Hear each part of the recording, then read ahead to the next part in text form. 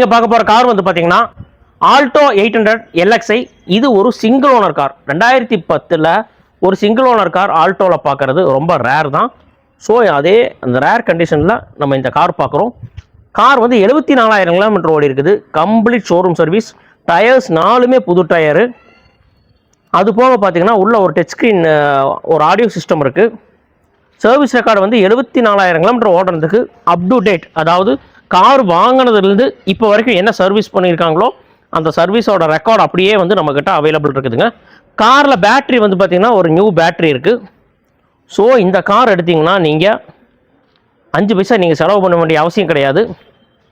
இந்த காருக்கு நம்ம கோட் பண்ணுற ப்ரைஸ் வந்து பார்த்திங்கன்னா வெறும் 1,95,000 கோட் பண்ணுறோம். இயர் ஜாஸ்தி ஆயிடுச்சு அப்படி இப்படி நிறைய பேர் சொல்லுவாங்க.